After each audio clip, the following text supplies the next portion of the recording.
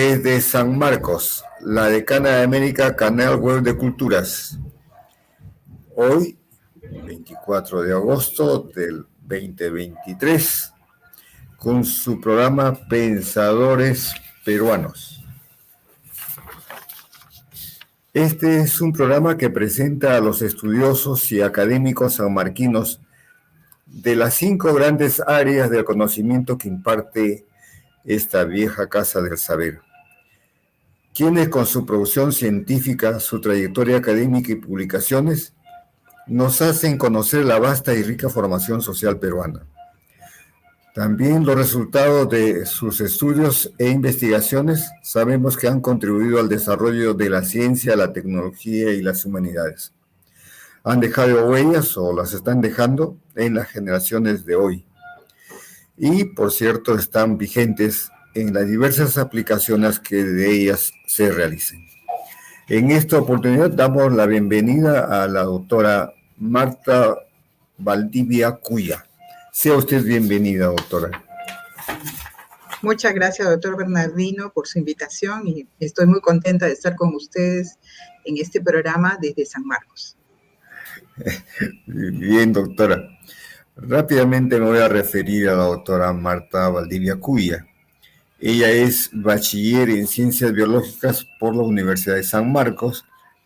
Tiene el título de biólogo con mención en genética también por San Marcos. Es magíster en Ciencias Biológicas por la Universidad de Chile. Doctora en Ciencias con mención en Fisiología por la Universidad Peruana Cayetano Heredia. Ella es profesora principal en la Facultad de Ciencias Biológicas de San Marcos, también investigadora de la misma facultad.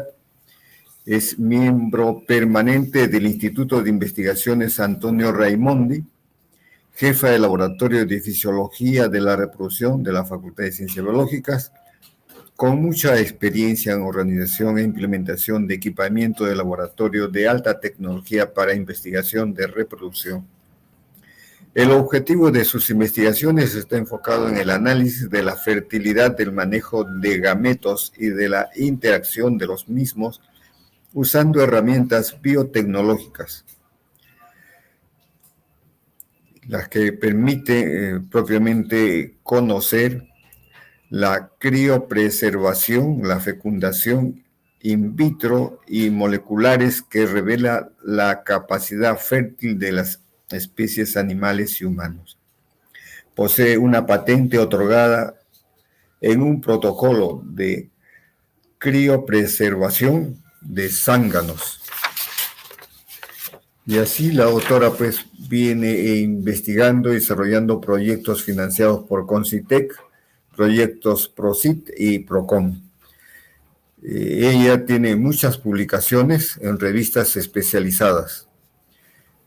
Por ejemplo, Biología de la Reproducción, Investigación en Biología, Espermova, Reproducción de Animales Domésticos, en la Revista Peruana de Biología, en la Revista de Investigaciones en Ciencias Veterinarias y otras.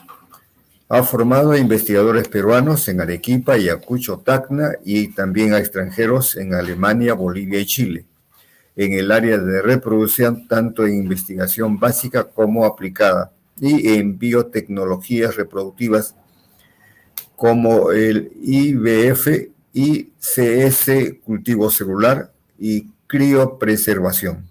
Actualmente está dedicada al estudio de las células madre testiculares de alpacas con proyectos en micromanipulación embrionaria, todas en la categoría de la UNESCO. En los últimos 10 años ha ejecutado proyectos de investigación con resultados que son contribuciones concretas al conocimiento de los camelios sudamericanos, especialmente las alpacas. Bueno, son las referencias de la doctora Marta Valdivia Cuya. Doctora,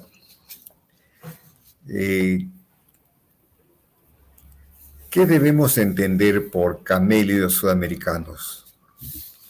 Bueno, los camélidos sudamericanos corresponden a todos los organismos que están denominados en el grupo de alpacas, llamas y guanacos y vicuñas. Tenemos organismos que son domésticos y silvestres. Por ejemplo, en silvestres tenemos a la vicuña, el guanaco, y a las domésticas tenemos a la alpaca. Ahora, el Perú tiene el 72% de alpacas del mundo.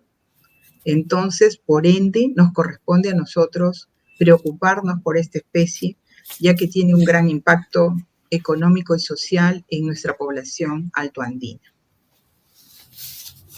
Sí, pues, y esa implicancia me llevó a mí a estudiar este grupo de este animal y ver las estrategias reproductivas de alta complejidad para poder garantizar que nuestras alpacas sigan estando en la vanguardia a nivel mundial.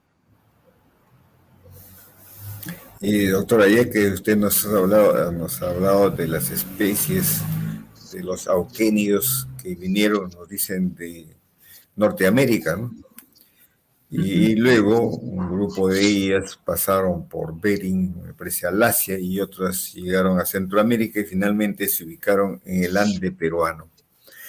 ¿En qué se diferencian las alpacas de los otros camélidos sudamericanos? ¿Cuáles son sus características, ¿no? Su manejo y cuidado son similares al llama y al guanaco. ¿Pueden formar parte de un mismo hato las tres?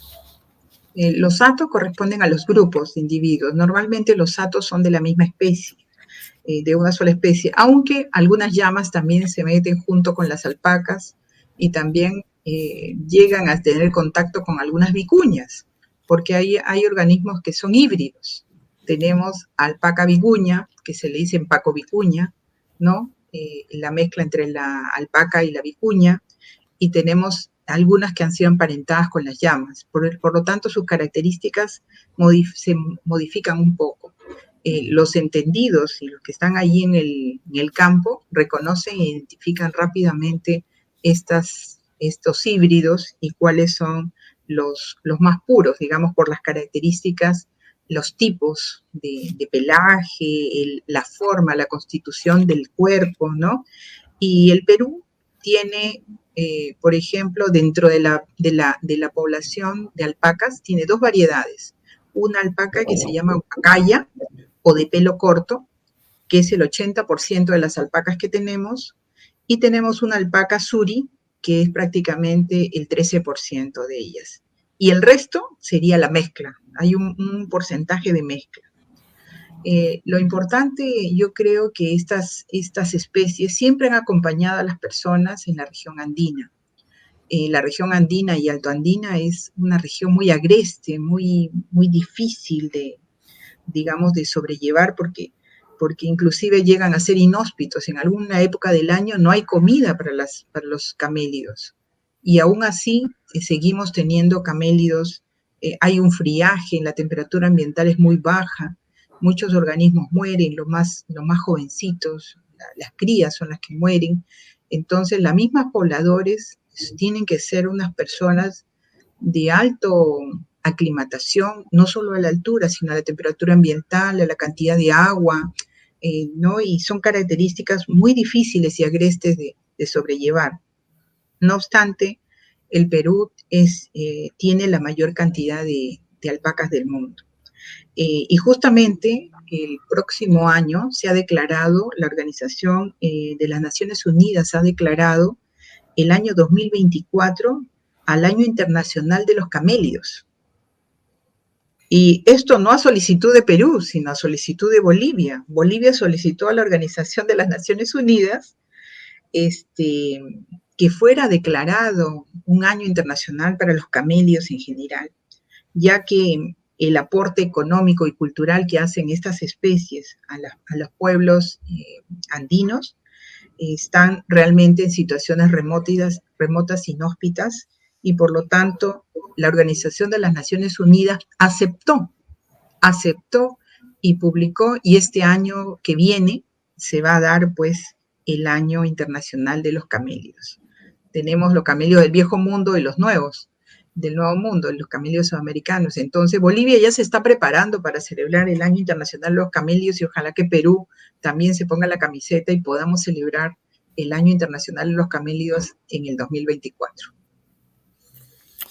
Bueno, Bolivia en ese sentido, pues ellos tienen un trato especial a los camélidos sudamericanos, ¿no? Porque en el escudo patrio de ellos también estaba el llama y también, pues, la alpaca, ¿no?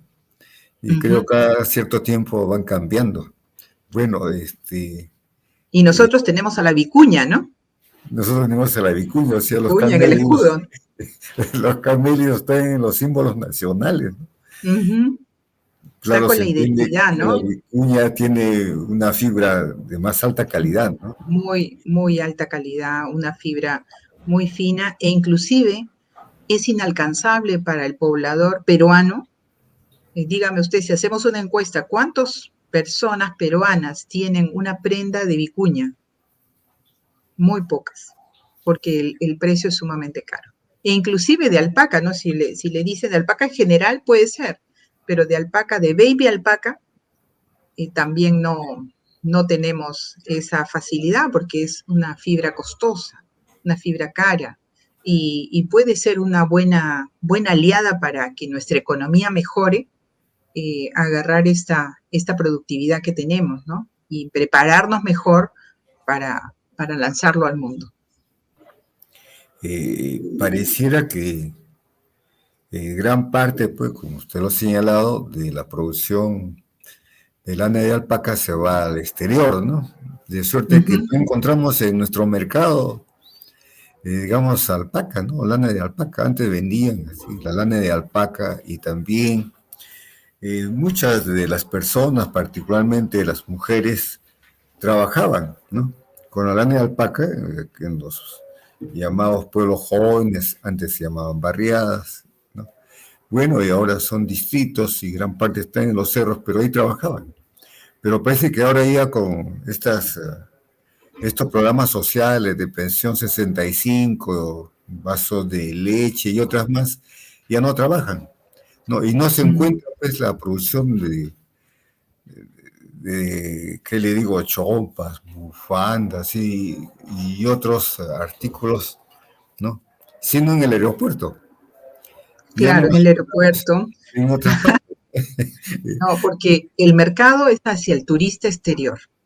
Ahora, pude participar de una feria de artesanos y gente que teje fibra, y justamente hablaban del programa de mujeres tejedoras. Estas mujeres tejedoras han hecho eco en una actividad programada por el gobierno, donde les han enseñado a través de un programa con la Comunidad Europea, me parece, les han enseñado cómo tejer, hacer un tejido de alta calidad para que tenga un impacto sobre el comercio extranjero, porque las chompas típicas de nuestro país, que son muy coloridas, muy bonitas, son más de uso, digamos, interno. Algún impacto tiene externo, pero tiene más aporte comercial cuando la calidad de la fibra da cualquier tipo de prenda para que lo usen en cualquier país y en cualquier momento. Una linda bufanda, yo vi unas tejedoras que hacían una bufanda cerrada, pequeñita, porque era de buena fibra, y no tenía costura, ¿no? Y entonces les habían enseñado y mostraban, ¿sabe dónde había salido la feria? En Miraflores, en el parque donde está el Arcomar, allí hicieron un impacto, pero no era, yo pasaba por ahí y me quedé, pero era un impacto para que el turista que viene conozca de que ellos estaban haciendo esta actividad y eran justamente lo que usted menciona, las mujeres tejedoras en base, desde que sale la fibra, cortan la fibra y están ahí hilando la fibra y luego han aprendido no solamente a hilar, sino a darle una calidad, a tejer una prenda bonita y qué sé yo, y que pueda tener un impacto comercial. Muy positivo fue eso. Qué interesante, doctora. Y usted que viene investigando ya varios años sobre este tema, realmente cuáles son los aportes de vuestra investigación para el conocimiento más exhaustivo de la naturaleza de las alpacas. Bueno, nosotros venimos estudiando los gametos, es decir, los espermatozoides, los ovocitos, venimos estudiando las células madre testiculares de alpaca, viendo el recurso natural, porque existen camales donde se sacrifican estas alpacas, porque son de uso de consumo humano. La carne es muy buena porque tiene bajos niveles de colesterol, a diferencia de las carnes rojas. Además, tienen una producción de CO2, este rebaño, digamos, una producción de CO2 menor que los bovinos, que otros organismos de producción. Y entonces se hace muy atractivo, salvo que no tenemos una costumbre extensiva de comer carne de alpaca. Por ejemplo, en Lima llega muy poca carne de alpaca y no hay una costumbre de poder alimentarnos en base a esto. Asistí también a un evento que chef habían propuesto varios platos distintos para llegar a la mesa del, digamos, del común peruano, para que aprenda a comer este tipo de carne que es muy, muy rica en proteínas y muy baja en colesterol, lo cual es atractivo para poblaciones europeas inclusive, porque ellos quieren prolongar su longevidad y mejorar las condiciones de longevidad, y por lo tanto las carnes como la alpaca serían muy buenas para ellos. Entonces, nosotros vamos dirigidos a conservar nuestro material genético, a que en el camal se matan los animales y las gónadas con epidídimos, donde están espermatozoides, se pierden, y también los ovarios también se pierden. Entonces, ¿qué es lo que hemos hecho nosotros? Armar una estrategia de colecta de esas gónadas, tanto de machos como de hembras, para poder estudiar y estandarizar protocolos, es decir, procedimientos para el manejo de los gametos, para poder tener embriones in vitro, para poder hacer inseminación intrauterina, para poder hacer un mejoramiento genético de la alpaca con ayudas de biotecnología reproductiva. Entonces, hemos diseñado varios protocolos, inclusive algunos están en solicitud de patente PCT, significa patentes internacionales, para el manejo de las células madre de alpaca. Y ojalá pues eso, conservar nuestro material genético. Ahora, ¿dónde hay alpacas? En Perú, en Bolivia y en Australia. Fíjese. Algo hay en Italia también, que se han ido llevando las alpacas porque la importancia de la fibra, ¿no? Qué interesante la investigación en esta área, doctora. La mayor parte de estudiosos académicos en las universidades no conocen este tipo de investigaciones que ustedes realizan. Una investigación profunda, muy especializada, que requiere mucha dedicación y tal vez de un grupo también de investigadores. ¿Podría usted explicarnos sobre esta investigación que ustedes realizan, ¿no? Tal vez Sí, algunos avances, los métodos que utilizan, los posibles resultados, la importancia que tiene y la aplicación. ok. Mire, le voy a comentar algo en relación al grupo de investigación, ¿no? Porque este es un grupo que no solamente son biólogos, es un grupo multidisciplinario, donde participan varias profesiones, porque cada profesión tiene un área de injerencia en un determinado aspecto. Entonces, tenemos en este grupo biólogos, tenemos veterinarios zootecnistas que están participando en las propuestas de investigación. Y hemos constituido un grupo de investigación que se llama BIOTRA, Biotecnología Reproductiva para la Conservación y Genética Animal, y nuestra principal especie ahora es la alpaca. La idea es conservarla, la idea es ver toda la variabilidad genética y las bondades que tiene este camello sudamericano para nuestro país. Tenemos una alta cantidad de alpacas, pero no todas son de fibra fina. Me han comentado los arqueólogos cuando abren excavaciones y encuentran una tumba ceremonial, muchas veces sospechan que este camélido que fue enterrado allí también, esta alpaca, probablemente tenga una fibra más fina. Habría que comparar, por ejemplo, esta fibra de que sale de las excavaciones versus lo que tenemos actualmente. Entonces, existe una variabilidad genética que ha tenido el Perú que no deberíamos perder y por eso es que nosotros estamos dedicados a la conservación de esta especie, ¿no? Sabemos que es una especie de producción, pero tenemos que tender a buscar sus mejores, digamos, métodos para poder conservarla. ¿Qué es lo que conocemos nosotros? Biotecnologías reproductivas. Entonces, por ejemplo, en un hato, que es un grupo de animales, un macho puede servir o puede cruzarse con 20 a 30 hembras, o de repente hasta más.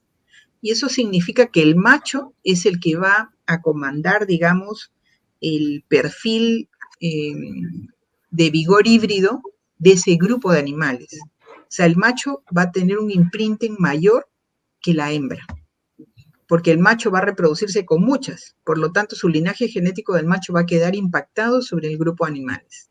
Entonces, a eso estamos dedicándonos, a estudiar la parte masculina, a ver sus células germinales, cómo están, evaluando la calidad de los espermatozoides, los animales que van al camal, que son animales adultos, no son animales jóvenes, son la mayoría animales adultos, que son sacrificados para carne, para consumo humano. Ya han sido productores de fibra y ahora viene la etapa de carne. Entonces, trabajamos, por ejemplo, con un zootecnista, un veterinario zootecnista, que es de la Universidad de Huancavelica. Él se dedica a evaluar todo lo que tiene que ver con la edad del animal, que normalmente son adultos, y nosotros sacamos los espermatozoides del epidídimo de ese animal y sacamos las células madre de ese testículo. Porque las células madre van a ser las responsables de mantener la fertilidad del individuo, sea el alpaca o sea una persona, o sea, cualquier animal, siempre las células madre van a estar allí comandando la fertilidad del individuo.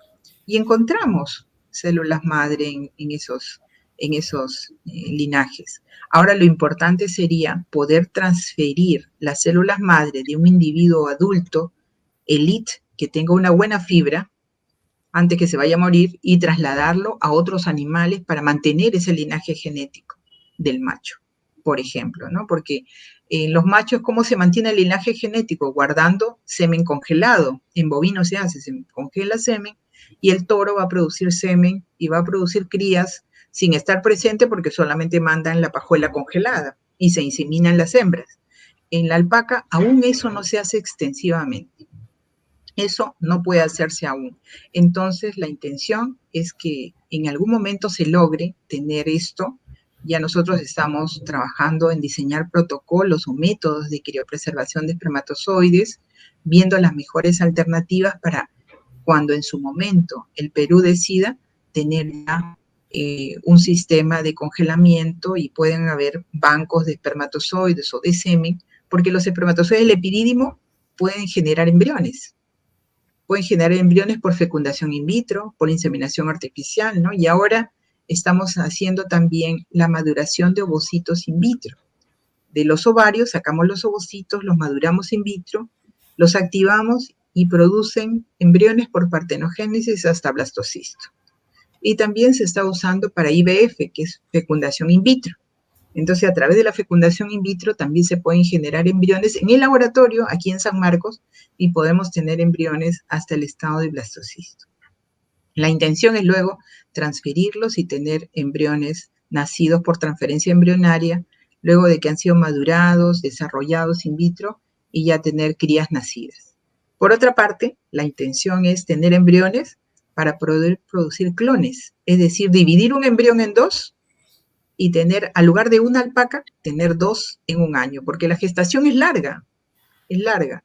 Si podríamos lograr tener dos individuos en un año, significa que nuestra población crecería muy rápido y sería mucho más rentable. Entonces, para eso estamos trabajando, para tener alternativas de manejo reproductivo para que la población pueda tener una mejor cantidad o nuestro país tenga una mayor cantidad de alpacas y ojalá que podamos seleccionarlas de mejor fibra. Doctora, qué interesante. Usted nos estuvo hablando también de las células madres, ¿no?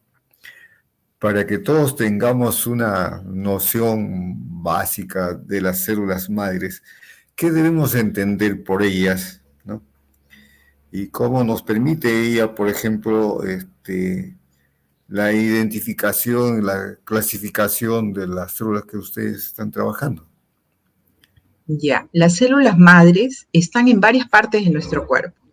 Si nosotros vemos un embrioncito preimplantacional, cuando se está formando recién, esa célula que va a dar lugar al embrión se llama célula madre embrionaria.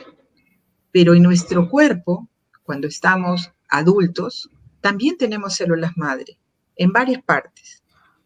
Por ejemplo, en la grasa corporal existen células madre que producen más células grasas.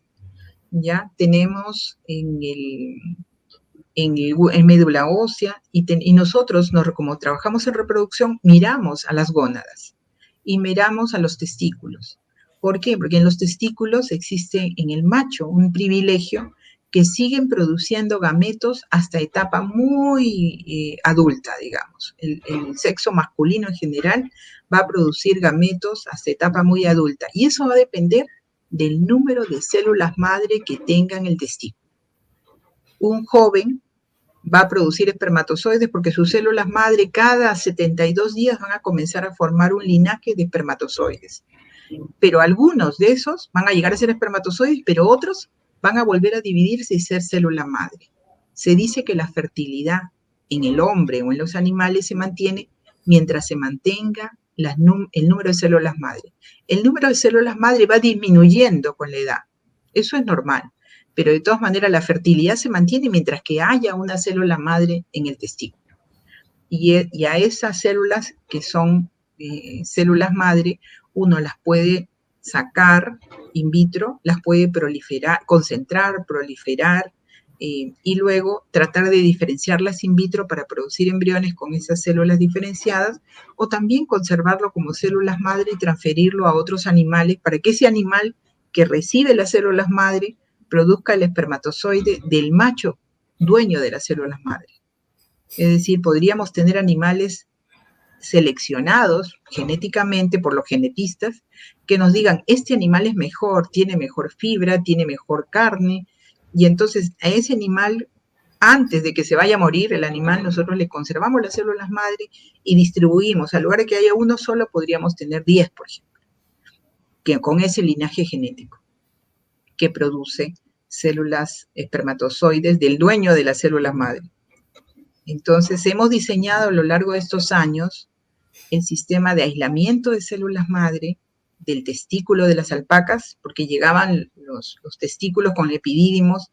Iniciamos estudiando espermatozoides del epidídimo y yo veía que los ovarios, los testículos quedaban muchos testículos. Digo, qué pena me da ese material biológico que se pierde. Entonces, hagamos algo con esto. Entonces comencé a estudiar las células madre de animales adultos.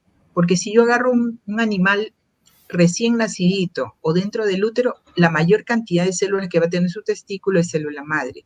Pero cuando el animal ya está adulto y va al camal, va a haber células madre en baja cantidad, pero van a existir. Y en la alpaca también existen, no es la excepción. Existen, y lo que hemos hecho nosotros es primero congelarlos y descongelarlos y ver que pueden sobrevivir. Es decir, ya podemos agarrar de un animal y decir, este animal era bueno, tenía buena fibra, buen estirpe, bastante carne, entonces guardemos sus células madre. Podemos cultivarlas in vitro. Las cultivamos para tener mayor número de células madre y luego podemos congelarlas. Podemos transferirlas, o sea, la parte de la transferencia tecnológica es lo que, ahí estamos en el switch, ¿no? La parte biológica ya está manejada. Estamos inclusive en trámite de patentes. Y lo que nos faltaría es hacer la transferencia de las células madre para los animales que sean elite. Por otra parte, hemos podido conseguir que no solamente podamos cultivarlas, sino también congelarlas. Eso significa que yo puedo seleccionar las células madre, cultivarlas y luego las congelo y las guardo tanto sea necesario para poder reproducir ese mismo estirpe y ese mismo linaje después, para que no se pierda para la posteridad como un banco genético de células madre. Bueno, haciendo un paréntesis, doctora, el Perú también produce mucho ganado ovino, ¿no? Tenemos, por ejemplo, esto que se tiene en lo que era la 6 Tupac Amaru, los ovinos tipo Junín, ¿no? Que producían, que le digo, alrededor de 30 libras de lana, ¿no? O sea, la producción de lana era muy alta con relación al ganado criollo. Bueno, y también se han hecho estudios por veterinarios y han logrado tener este tipo de raza, ¿no? La raza Junín. Y lo que se viene haciendo con las células madres y el trabajo que ustedes vienen realizando con las alpacas, ¿podría realizarse también con este tipo de ganado? Yo creo que sí. Yo estoy casi convencida al 99% que podemos hacerlo, porque son, digamos, metodologías que nos permiten seleccionar. Habría que ver los marcadores, porque para esto hemos estudiado también los marcadores específicos de células madre testiculares. Existen marcadores que pueden ser moleculares, que pueden ser antigénicos, qué sé yo, que están presentes en la superficie de las células madre y que nos permite identificarlas. Pero no todos los marcadores de todas las especies funcionan para todos. Entonces uno tiene que hacer un screening, una selección, antes de poder usarlo como una metodología de rutina. Entonces, a mí me parece que sí es posible usarlo, inclusive se puede evaluar la calidad de las muestras, hacer una citometría de flujo, hacer cultivo, o sea, se puede hacer este trabajo. Y el objetivo de mi laboratorio es no solamente trabajar en animales de producción, sino también en la biodiversidad para la conservación. Por ejemplo, me encantaría trabajar en algún día para la conservación del oso de anteojos y utilizar estas biotecnologías reproductivas para la conservación y mantenimiento de estos grupos animales que son de importancia para nuestra biodiversidad y nuestro país. Sería realmente interesantísimo, doctora, por ejemplo, que se estudie al oso de anteojos, ¿no? Porque está en extinción. Exacto, exacto. Sí, sí. Está en extinción, entonces. Pero está en extinción, lamentablemente. Debería haber un programa como existe para el oso panda, que lo creó China. Oso panda lo mandan a todas partes del mundo, pero las crías, en cierto momento de la vida, recogen sus osos, los reproducen y luego los distribuyen para seguir extendiendo los animales, pero ellos ya tienen un protocolo, justamente, y el oso panda es uno de los organismos en los cuales ya se aplica toda la biotecnología reproductivas y tienen buen éxito, pero se ha dedicado todo el país a hacer esto, ¿no?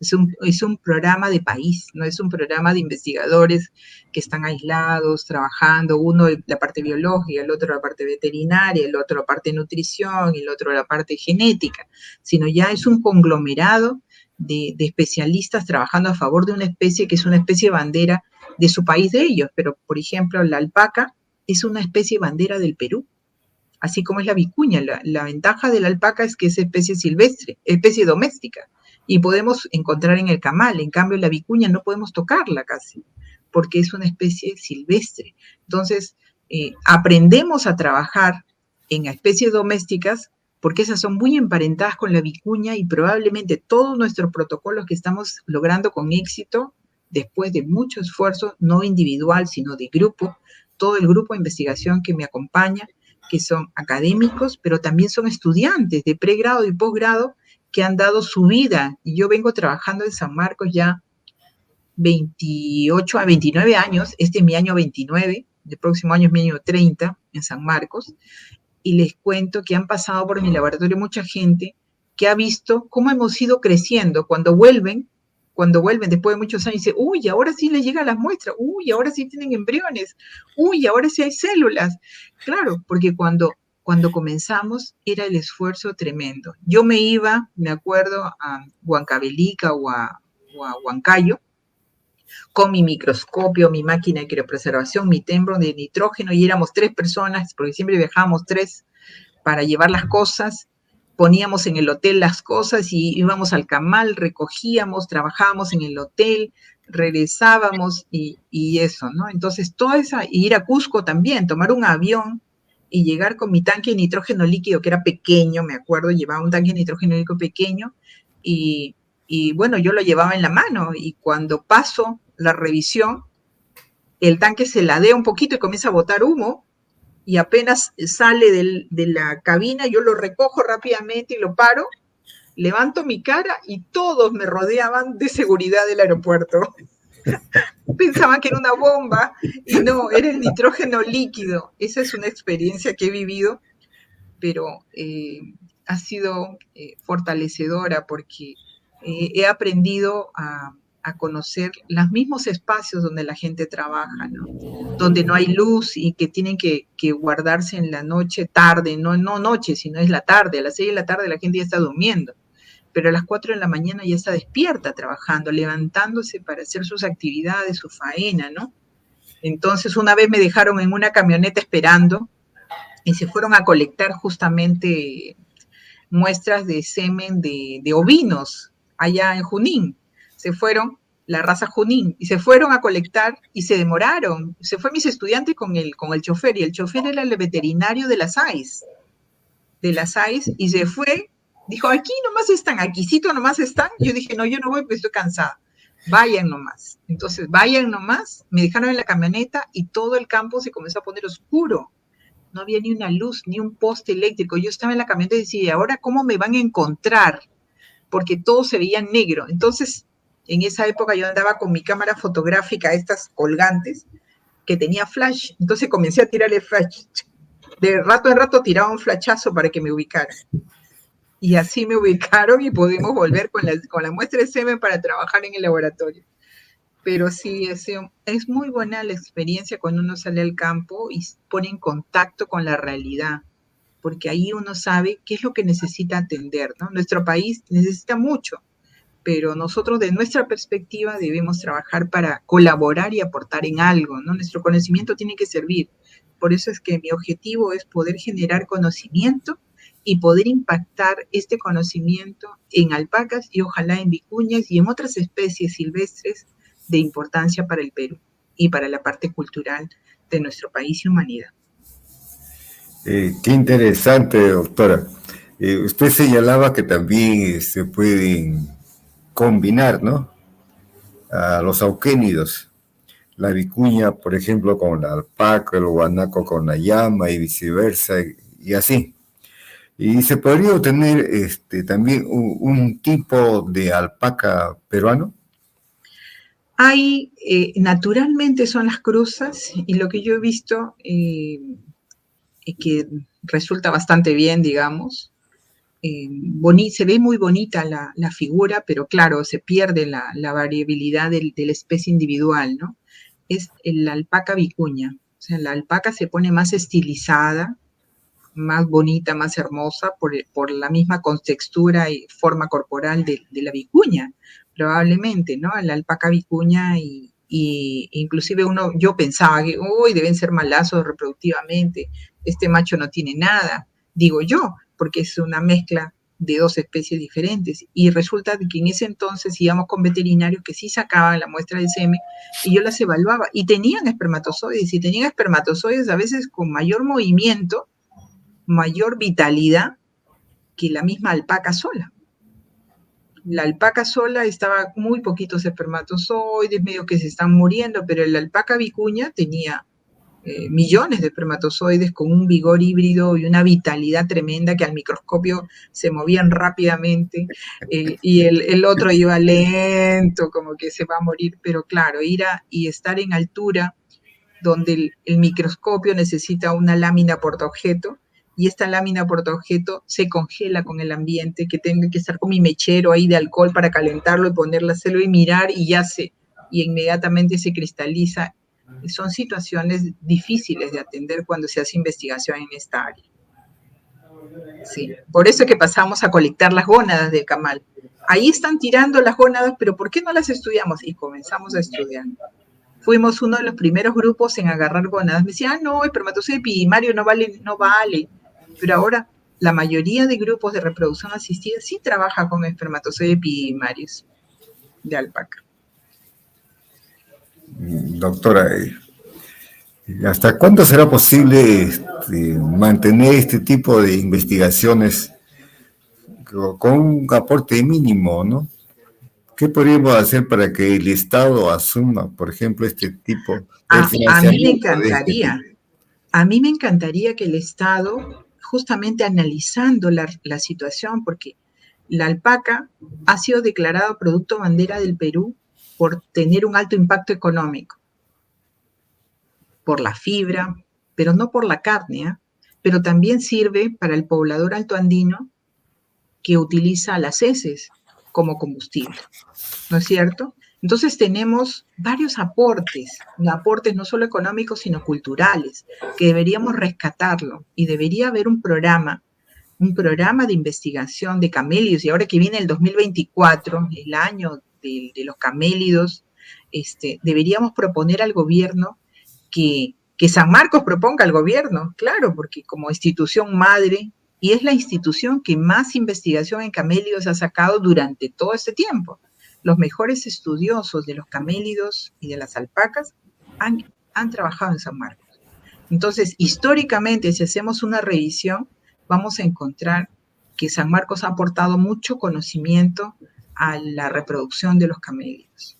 Ojalá que San Marcos proponga dentro de las inquietudes al gobierno que deberíamos tener un programa de un proyecto país, no de un investigador ni de un grupito de investigadores, sino agrupar a los investigadores, decir, este es un programa y necesitamos producir, y necesitamos mejorar, y necesitamos conservar la alpaca. ¿Qué hacemos? Hagamos esto, invirtamos esto, el otro, aquí, que allá, y mantengamos sostenidamente la producción de nuestros camélidos del Perú. Ojalá, otros países lo hacen. Esperemos que Perú se ponga la camiseta también, porque es ponerse la camiseta por el mismo Perú, no por otro, por el mismo Perú. Así que yo creo y tengo la esperanza de que algún día nuestro país y nuestros gobiernos escuchen a los investigadores y digan, esto ya no se puede conservar en las investigaciones, ya tiene que pasar a otro nivel y a otra injerencia. Así, doctora, es un requerimiento así unánime de los investigadores, ¿no? No solamente creo de San Marcos, sino del país. Pero ¿qué hacemos pues con un presupuesto tan reducido que nos da el Estado? Nosotros tenemos que autofinanciarnos con el 51% de nuestro presupuesto en San Marcos, ¿no? Y el Estado da pues la diferencia, ¿no?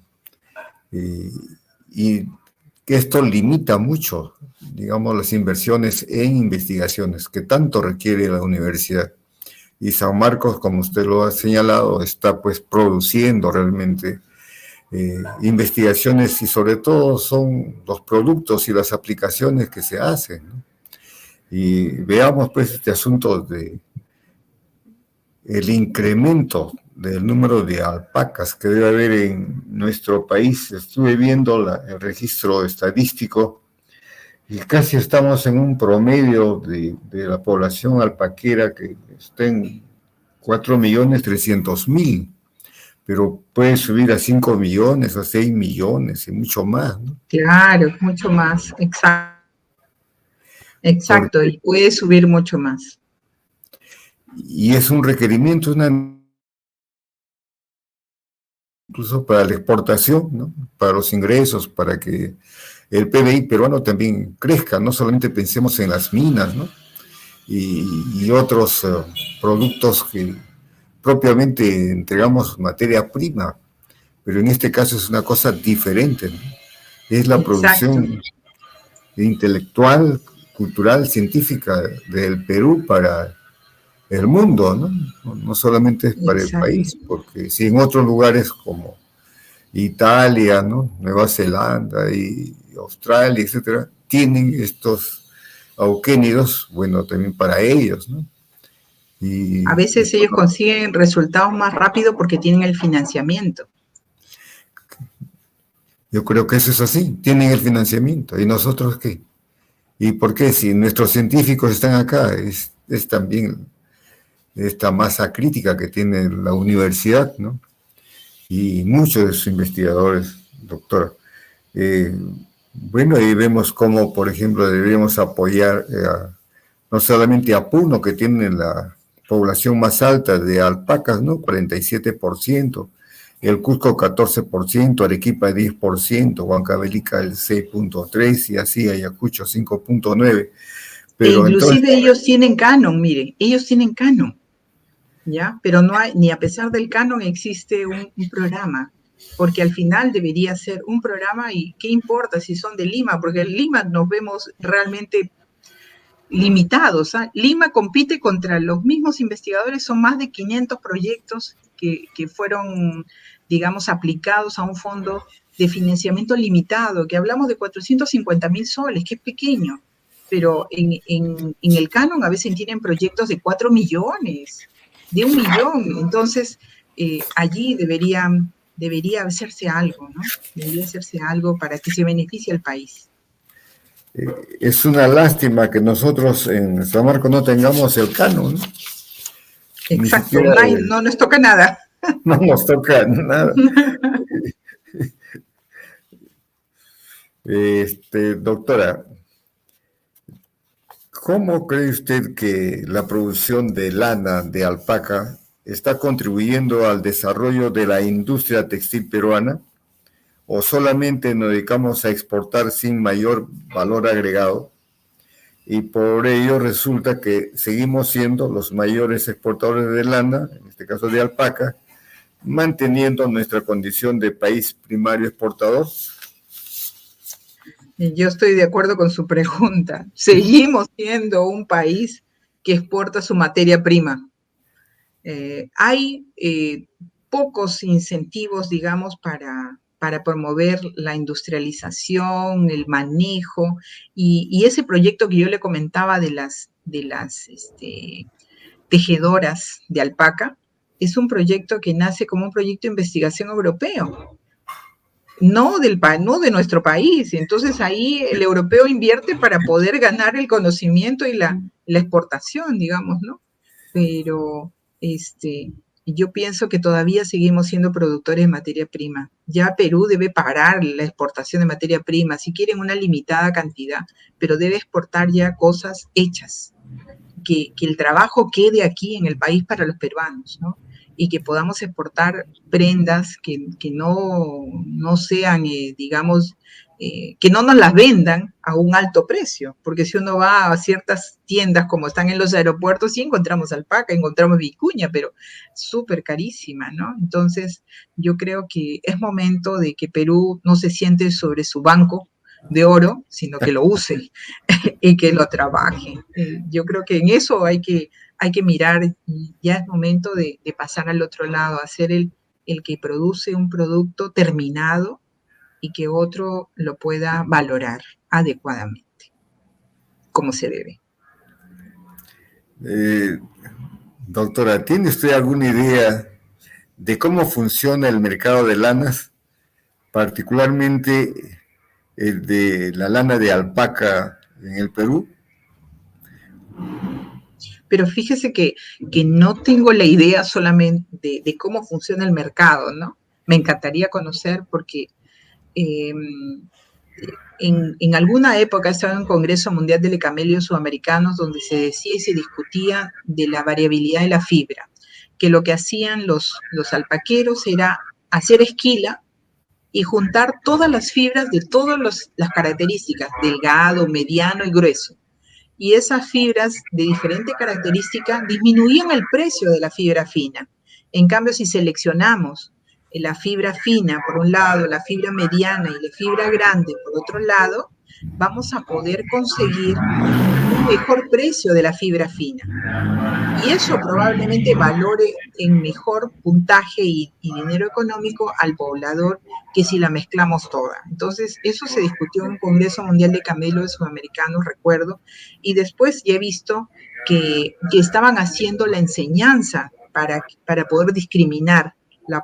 No importa que tengas poca fibra fina, pero déjala aislada, no la mezcles con otra que va a disminuir tu precio de la fibra fina. Entonces, son resultados interesantes. Yo no sé si esto se hace sostenidamente, como decía usted al inicio. Antes había venta de lana de alpaca, llegaba hasta Lima la venta de lana de alpaca. Ahora en Lima no se encuentra lana de alpaca, se encuentra algo de lana procesada. Ya he visto que sí existen productores y son productores con muy buen ojo que están digamos, haciendo un comercio de fibras, donde usted le dan un encarte, le dan los tipos, las calidades, le dan de oveja, de alpaca, de vicuña, qué sé yo, y comercialmente se está atendiendo esto. Inclusive por vía online yo he podido percibir esto. Si yo quiero comprar fibra de alpaca ya en lanitas, así como cualquier otro producto terminado con su etiqueta en bolsa y todo, yo he podido comprar en Cusco. En Cusco sí se vende por paquetes de bolsita, qué sé yo, y de Cusco. Me he traído de Cusco fibra y 2 veces he podido comprar fibra y en el mundo sí se vende esa fibra, porque también he comprado en el extranjero. Fibra de alpaca del Perú, dice. Sí. Se da cuenta, entonces yo creo que debiéramos tener un proyecto más grande que involucre no solamente el estudio, el manejo, también el impacto, la parte económica ya rentable de la fibra, llegar hasta a ser productores y exportadores, ojalá de lana completa. Ojalá. Caramba, doctora. Una inquietud final, creo. Sí. La actividad que llaman la esquila, por ejemplo, la esquila de la lana y de las alpacas, ahí también se podría tomar las muestras que usted ha tomado, digamos, en los camales, como el de Huancavelica. No, porque en los camales el animal se sacrifica, el animal muere. En cambio, en la esquila solamente se está cortando la fibra y se deja el animal entero. Lo que sí se podría sacar en la esquila es semen, por ejemplo, hacer una evaluación de semen. Los animales, existe un protocolo de uso de anestesia para el animal, o sea, y lo ha desarrollado un grupo de llamas en Argentina, de la Universidad de Buenos Aires, que anestesia a los animales, hace electroeyaculación y el animal eyacula, el animal está dormido y mientras tanto le podrían hacer la esquila, ¿no? O sea, optimizando los recursos. Y otra cosa, no solamente evaluar el semen por evaluar la fertilidad, sino también evaluar si tiene contaminantes, si tiene bacterias, qué sé yo. Imagínese que un macho se cruza con 20 o 30 hembras. Si el macho tiene infección o si una hembra está infectada, todos los animales están infectados. Entonces, eso a veces limita la productividad de las alpacas. De repente hay mucha mortalidad embrionaria por ese tipo de microorganismos que puede afectar. ¿Cómo pasa en la especie humana? ¿No? En la especie humana, si tenemos microorganismos, la distancia de una pareja, de tener un bebé nacido en casa, a veces se reduce por el hecho de que solamente tiene una infección que puede afectar su fertilidad. Y también puede estar pasando esto en las alpacas. Nadie ha hecho una evaluación de los machos y las hembras que se cruzan para ver que no estén infectadas antes de cruzarlas. Eso se podría hacer y podría mejorarse de repente los estudios. Y eso es sanidad, ¿no? Por la parte sanitaria sería importante también tomar en cuenta esto. Doctora,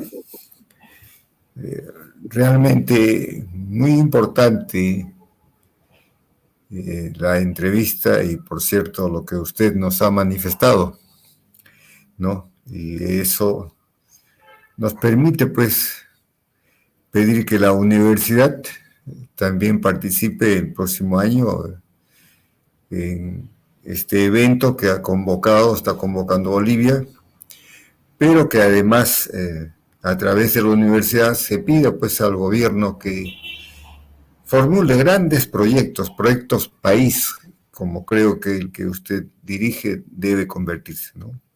Y yo desde acá la felicito muy de veras a usted, a su equipo, todos profesores, estudiantes de pre y posgrado de San Marcos, ¿no? Y también a vuestra facultad por el trabajo que vienen haciendo, por su revista, ¿no? Que está en Scopus, ¿no? Esa revista de biología. Entonces es un orgullo para San Marcos conocer las investigaciones que vienen realizando sus profesores y conocer particularmente los resultados y las ventajas que tendría el país de tener pues las aplicaciones correspondientes. Doctora Marta, sus palabras finales para este programa.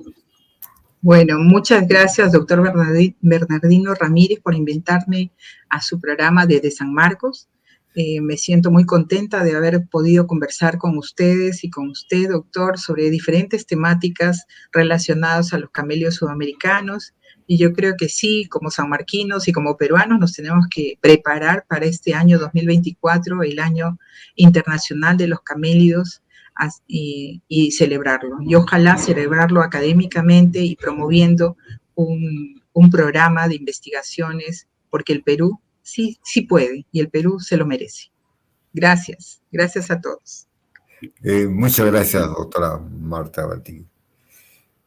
Y será hasta una nueva oportunidad. Muy buenas tardes. Buenas tardes.